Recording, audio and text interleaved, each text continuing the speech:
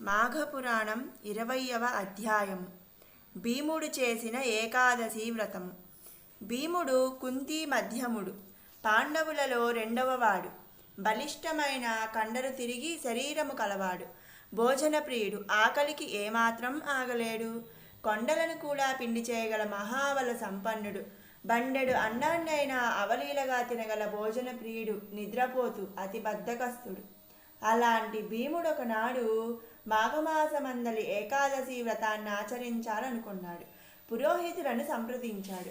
వారు పూజా నిర్వహణాది కార్యక్రమం అంతటిని వివరించి చెప్పి ఏకాదశి నాడు శ్రీహరి ప్రీత్యర్థం ఉపవాసం ఉండాలని చెప్పారు. లేనిచో ఫలితం దక్కదన్నారు. భీమునికి అంతా బాగానే నచ్చింది, కానీ ఉపవాసం ఉండటం అనేది నచ్చలేదు. మరి మన భీముడు అసలే భోజన ప్రియుడు కదా, ఆకలికి ఏమాత్రం తట్టుకోలేడు కదా, మరి ఎట్లా? వెంటనే తమ పురోహితుడునగు దౌమ్యుని పిలిపించి, బ్రహ్మగారు, నేను మాఘమాసమందు ఏకాదశి వ్రతాన్ని ఆచరించాలదలచాను. దాని విధి విధానమేమియో వివరించండి అని అడిగాడు. అంతట దౌమ్యుడు, మంచిది భీమసేన, నువ్వు చేయు ఈ వ్రతము నీకు అత్యంత పుణ్యఫలమునివ్వగలదు.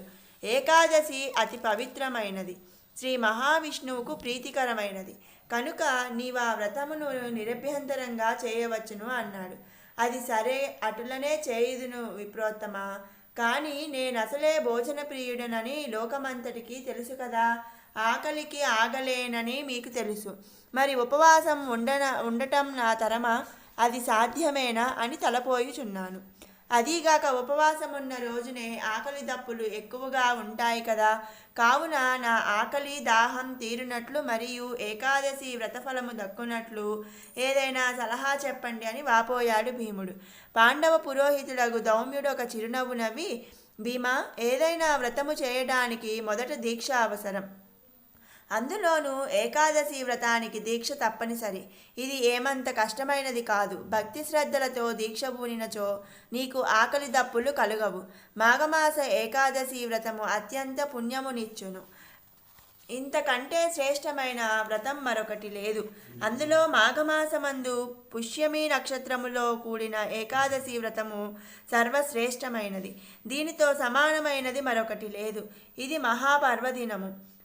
నీవానాడు వ్రతమును ఆచరించు. దీనికి సాటి మరొకటి లేదు. ఇది విశేష పుణ్యఫలమును ఇచ్చును. ఆకలి గురించి నీవేమాత్రము ఆలోచించకు. దీక్షలో ఉన్నవారికి ఆకలి కలుగదు. నియమనిష్టలతో భక్తి శ్రద్ధలతో ఆచరించుము, భగవద్ధ్యానములో ఉండుము అంటూ వ్రత విధి విధానాన్ని వివరించి చెప్పాడు దౌమ్యుడు. తమ పురోహితుడు ధైర్యం చెప్పగా భీముని సంశయము తీరటంతో మాఘశుద్ధ ఏకాదశి వ్రతాన్ని అత్యంత భక్తి శ్రద్ధలతోనూ నియమనిష్టలతోనూ చేసి ఉపవాసం ఉండి ఏకాదశి వ్రత ఫలితాన్ని పొందాడు.